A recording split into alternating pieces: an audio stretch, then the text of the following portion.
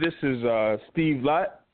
He is the COO of the Boxing Hall of Fame in Las Vegas, Nevada here. So trying to get him here live. 646, is that you here? Yes, that's me. Hey there, Steve. How's it going? Terrific. Nice and hot out here. Oh, I know. It's like right in the middle of summer, over there in Las Vegas, and it's very dry and it's very difficult to deal with that heat out there, I'm sure. Yeah, my sneakers are sticking to the sidewalk. Yeah, and I know you could definitely fry a few eggs and a couple of slabs of bacon on there too. So, real quick, just wanted to get into who you're involved with here over in Las Vegas, Nevada, the Boxing Hall of Fame there, and kind of give like a brief history of that Boxing Hall of Fame and how it came about over there. Yes, the company I worked with owned all of the fight films in the world. Ali, Lewis, Dempsey, Marciano, Robinson, and their desire was to build a physical boxing Hall of Fame. So we came out here about 7 years ago, and of course trying to get a physical site in a casino is tough, but in the meantime we've done a tremendous amount of work on social media. A huge presence in our website and Facebook page has 375,000 likes, which is more than the Baseball Hall of Fame or Football Hall of Fame, trying to build up an audience so that maybe a casino may want to do a real physical Boxing Hall of Fame. Yeah, yes. And I see that, here through the website on boxinghalloffame.com, you have the initial class in 2012, is that correct? Yes, the initial class was 2012. The one thing that separates us from the other 5 or 6 Hall of Fames that are around the United States, we induct fighters only. No managers, no trainers, no spit bucket men, only the fighters. The voting panel, each of the 17 people on the voting panel, each person's probably average about 100 years old, and the fighters they talk about are fighters that really are very, very special. And there was a vote taken initially. Do we induct everybody or just fighters? It was close, but it was just fighters. Yeah, I see that there with the inductees. I've kind of been involved with, at one point, the Florida Boxing Hall of Fame, which has had boxers, managers, referees, and the like there. But, with here just the boxers being on, that kind of, makes this particular class or this particular thing here in Las Vegas unique in comparison to, these other ones that are, all across the country. Yes, well, without the fighter, none of the others would exist. We wouldn't know about any of the promoters. We wouldn't know about any of the legendary trainers. Without a fighter, let's put it this way, if a 20-year-old Sugar Ray Leonard walked into your office tomorrow and said, would you train me, you would be the most famous trainer in the world. But to start a kid out at 9 or 10 years old and build them up yourself, that's 1 out of a million. That's 1 out of a million.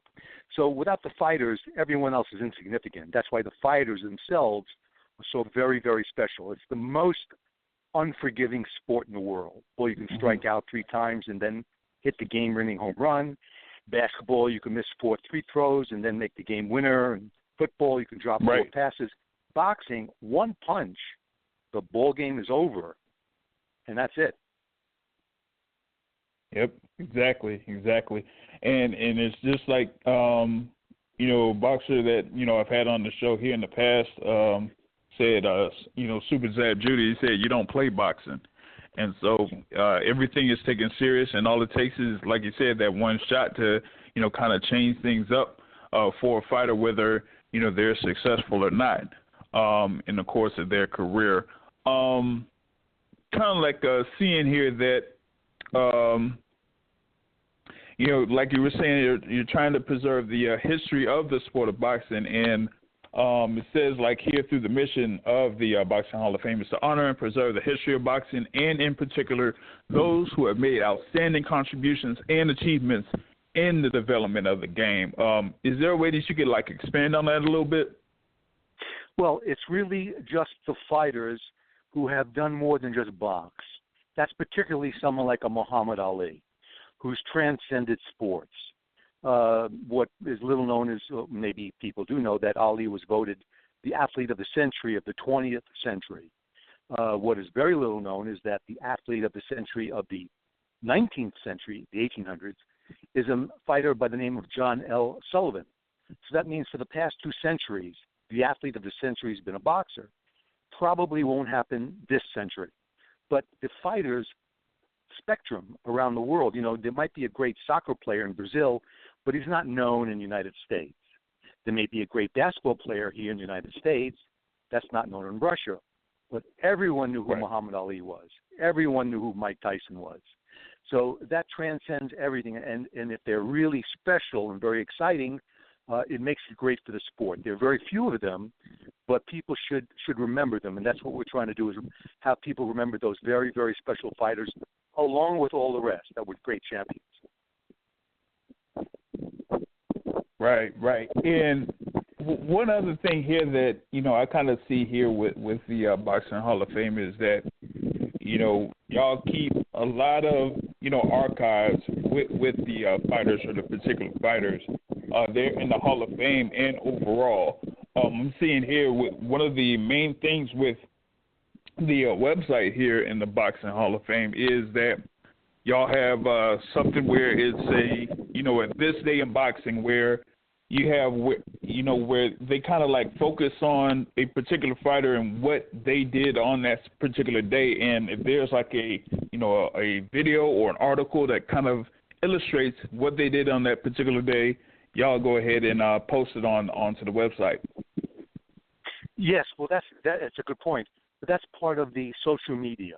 You want, I want, or we want, a constant barrage of information to the public to let them know that this exists. Having a dinner once a year for an induction ceremony is great for that one evening or that week, but it doesn't remind people over and over and over that you exist. So our focus has been on social media. Because we have access to the ESPN library of video of Ali, Lewis, Dempsey, Marciano, it's a big job, but we take the original video, edit it down, format it, then place it on YouTube and link it back to everything else as a constant barrage so that people know that these fighters exist. And to be perfectly frank, hopefully a casino may say, you're getting such exposure that we'd like to have a permanent place here and bring all of that social media and place it on our casino. So that's the reason. Number one, for the fighters, and number two, in the chance that a casino may say, we want a permanent place. Yeah, like you would be able to have like a section or a wing there in one of those particular casinos there, either, off of Las Vegas Boulevard or somewhere within the city of Las Vegas, where they would just dedicate that to, being part of their, I guess, their allure of people coming to the casino, whether it's going to be a, MGM Grand or at Caesar's Palace or over at the Mandalay Bay, Las Vegas, where, many of the most famous fights in Las Vegas have, taken place in those three venues, so to speak. So that would be one part of the mission for that Boxing Hall of Fame going on within the future here. I'm going to see if I have a couple of guest callers here online that want to see if they could ask a question. First, I'm going to start with Matt. If you're still on with us, if you have a question for him, go right ahead. Absolutely. How are you doing tonight, Steve? Great. And yourself? Great. I appreciate you coming on with us. I know we kind of contacted you more so last minute. It's a treat to truly have you on the show tonight. Thank you. Now, before I want to get kind of, and this is kind of a conversation that we've had before on social media, kind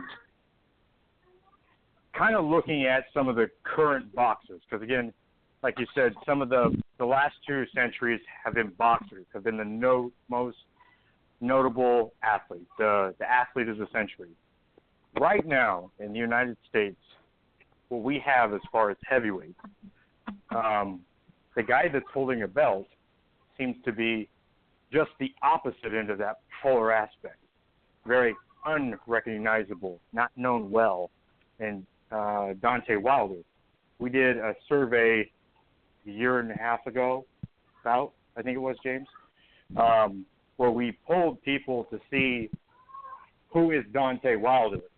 Overwhelmingly, people thought he was a football player, which is kind of profiling, but, you know, if they don't know who he is and they assume he's an athlete, you know, maybe that's why. It was the last choice.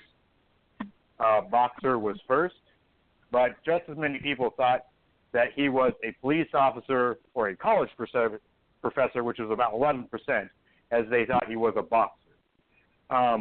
What would you say as far as, I know you guys are huge presence for social media. I see you guys are very active on LinkedIn, on Facebook, on Twitter, constantly getting message out there.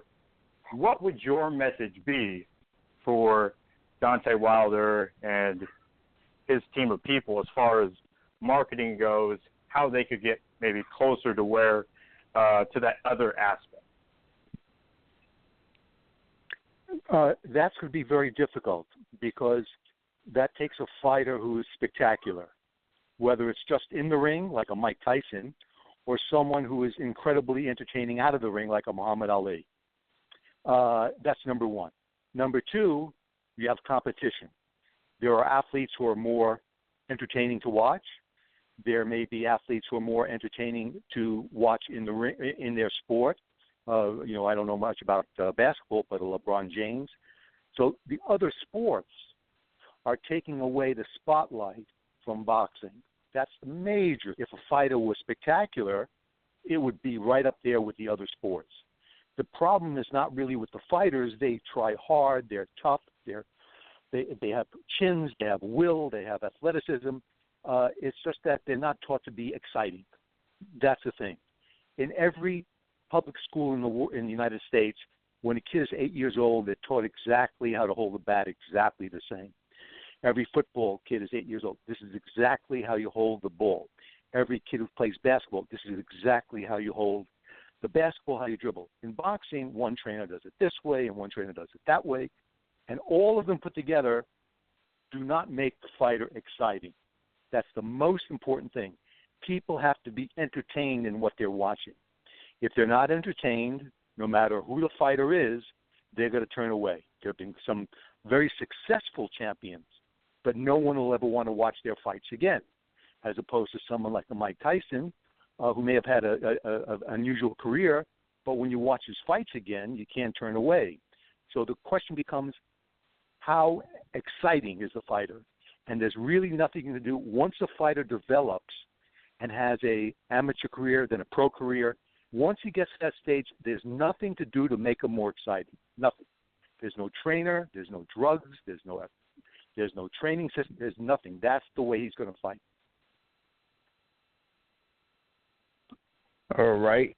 Good. That was a good answer there, especially, you know, kind of like adding into the effect of a particular boxer's, you know, what effect he has outside of the ring, too. And like you said, Muhammad Ali had that type of effect. A couple of others, you know, over the course of the history of the sport of boxing had that effect, whether here in the States or abroad, where, you know, people would be able to gravitate, you know, toward them and make them, you know, be an exciting fighter and a fighter that people want to see there. So let me see if I can get World Rank. World Rank, you have a question here for Steve Lott? Yes, Steve. How you doing today? Great. And yourself? I'm doing wonderful. My question is, in terms of, you know, other Hall of Fames have weekends and things that bring fans of the sport to their particular location. Can you speak about some things that you have at your location for boxing and for boxing fans that they can see the history or anything of that nature? That's a great question. The other halls of fame, there's only one that has a physical place. That's in upstate New York. That's the no other Hall of Fame boxing has a physical place. They either do a dinner once a year to let people know who they are, and that's it. Our drive has been to get a huge presence on social media. I'm an old guy. I had to be taught that, Steve, having a dinner once a year is not going to cut it. Everything today is social media. If you have a social media presence, then that could develop into something big. But no matter what dinner you put on, any hotel and casino in the world can put on a dinner once a year.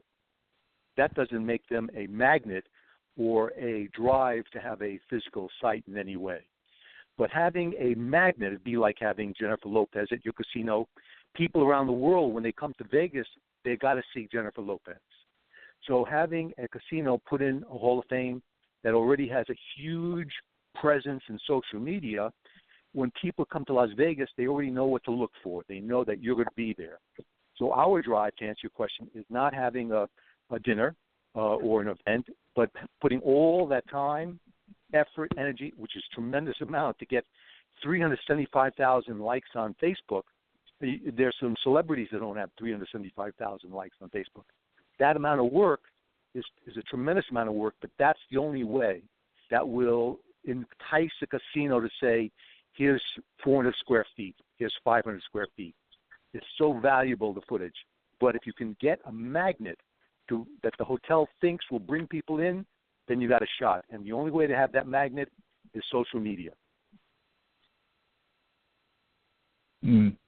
Yeah, I completely understand that because, right now, today it's all about, getting information 24/7, 365, and social media gives you that opportunity there. So as long as, you stay active within that and keep people involved and keep people coming to your sites on social media, then once you actually have, a physical location ready, then people already will know once they hit Vegas, they'll be able to go to that particular location in order to, see all of the things there that will be at the Boxing Hall of Fame in Las Vegas. Have a caller here, Mike, and then I'll see if Terrell has a question here in a bit. So, Mike, if you have a question for Steve Lott, go right ahead.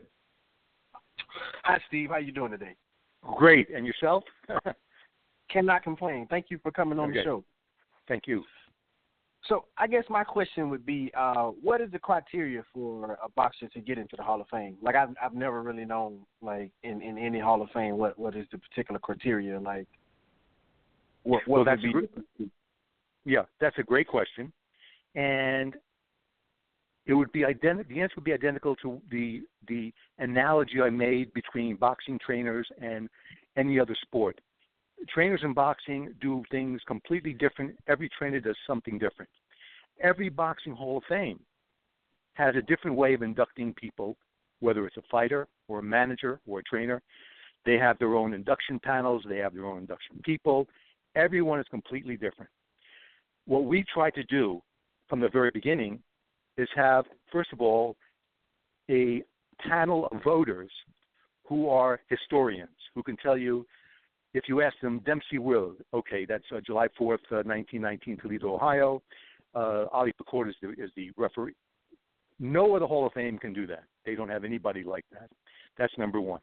Number two, the advisors we have, the honorary board, is Jerry Lewis, the great comedian, Ryan O'Neal, the great actor, Ed O'Neill from Married with Children, and to top it, Joe Louis Jr., who's the executive CEO of the Golf Hall of Fame, he's on top of that list. So you want, number one, to have something that's very substantial and prestigious so that whatever you do from there on down has to measure up to that panel itself. For us, our group decided that the voting should be done to begin with by selecting 125 fighters in the history of boxing that should be eligible for the Hall of Fame. And every year there's an induction that we do where 75% of the names that are inducted, you have to have at least 75% or else you don't get inducted. It's much like baseball, football, basketball. You're not going to get in if you're Tommy Jenkins out of Des Moines. You have to be a Joe Louis or Jack Dempsey or Rocky Marciano. Now, other Halls of Fame I don't know who their voting panels are. They're not listed. I don't know how they do it. That's their business. But for us, it's done at a very specific level. To begin with, as I said, no managers, no promoters, no spit bucket men. The fighters that go on our website that have been inducted, there have only been about 25. The names are the legendary names of fights. There's some names that haven't gotten in yet that are magical names in boxing, but they haven't broken that 75% barrier yet among all the voting panel. So each Hall of Fame, to answer your question, each Hall of Fame is different. Ours is a very tough one. This year, only one person got in. There were 130 names available, and only one person got in, a very famous fighter from the turn of the century named Bob Fitzsimmons, who was champion in 3 different weight divisions. There are still great fighters that are not in there yet, but that's how tough this voting panel is for us. Other Halls of Fame, they do it their way. Yeah, I kind of see that there. Like you were saying, 2017 you only had one, and like last year you only had 2 with Hagler and Foster. There right. in 2015 was a single one with Smoking Joe Frazier. So it's in there that's like kind of where, you know, the criteria kind of like puts it to where there's only like a few people that will probably get in there. I'm gonna have I have Terrell on the line, seeing here if he wanted to ask a question here to you, Steve. Okay. Hey, Steve, how's it going? Terrific. Thank you so much for calling. Yeah, I don't have so much as a question, but I just wanted to just offer a comment and just commend you for all your efforts that you've done for the sport of boxing. I mean, me personally speaking for myself, I grew up watching boxing with my father's way back in the 80s, from the Worldwide of Sports all the way to the Tuesday night fights with ESPN and just pretty much everything in between that. And so to actually have a physical venue that people can see, touch, and feel is definitely important. And what that does, it provides a reference point for history. And you know, with any event, without history, it didn't exist. So actually having a reference point, somewhere they can, like I said, touch, see, and feel is important for the sport of boxing. And just to highlight that, in this day and age, in this culture, should I say, where things are delivered instantaneously and forgotten in the next news cycle, well, when you have a physical venue that you can visit, it matters. It's there. You know, it's not forgotten about. And so, like I said, just once again, I certainly commend you for your efforts to that all that you've done for the sport of boxing in regards to the Hall of Fame, establishing all the credentials and principles that's relevant for it. So, basically, thank you very much. Well, thank you. You know, you have to love what you're doing. And I was very fortunate. I'm an old-timer, but I got a chance to meet a number of those great champions, Jack Dempsey and Gene Tunney, Sharkey, Schmeling, Walcott, Rocky Graziano, of course, Ali and Frazier and Foreman. Joe Louis is my favorite. I don't think there are too many people left on the planet Earth who can say they've been at 4 Muhammad Ali fights. And, of course, the top of the list for me was my boss taking me to Manila to watch the Thrill in Manila. So I don't know how many people are still alive who were in that arena the night of the fight. Actually, there was 10 o'clock in the morning. But to be at the fights, to look at them on TV now, the replays, and see yourself there, the fighters were very, very special. And they're still very special. The fighters are the most unique athletes. People don't understand that in tennis, where there's 1 against 1, you have a net that separates you by 50 feet, you know. In boxing, 30 inches away from your opponent. The proximity of making those decisions, you know, so quickly, instantaneously, and making the wrong decision. You know, even a batter has a second maybe to look at a pitch. You know, a quarterback has 2 seconds to make a throw. A basketball player might have 3 or 4 seconds to decide where to. In boxing, the manner of discipline it takes and the relaxation to make the right choice and be exciting at the same time, they're very special athletes, very special. And the only thing that keeps it from being big is the fact that there are less and less gyms. When there are less and less boxing gyms, you have less and less chance of a fighters coming in there and training. And that's why in the 20s, 30s, 40s, 50s, with all of the boxing gyms and hundreds of fighters in every one, you had great fighters. Today, there are very few gyms in the cities, especially in the downtown tough areas. And without gyms, you're not going to have fighters, especially in the heavyweight division. We will never, ever see another American heavyweight come out there. It's too easy to play baseball, football, basketball. Those kids who are 12, 13, 14 years old, who are already 6'1", 6'2", weigh 210, 220, they look at a boxing gym and see the spit buckets and there's no chance. In the 20s, 30s, 40s, 50s, there really wasn't big baseball, football, basketball like it is today on TV. So the chance of an American heavyweight coming along, that's why all the heavyweights of note are European. They don't have baseball, football, basketball over there. So all the big guys go into boxing. It's just unfortunate. Right. The heavyweights carry the division, but to have an American heavyweight, black, white, that's going to be a tough one in the future. Right. Great answer. Great answer there. I'm going to have a couple more questions here for you a bit, Steve, but I'm going to see if new caller came in here, area code 254. We have Steve Lott here from the Boxing Hall of Fame in Las Vegas. Just wanted to see 254. Do you have any questions here for Steve? And if you can, tell us your name, where you're calling from.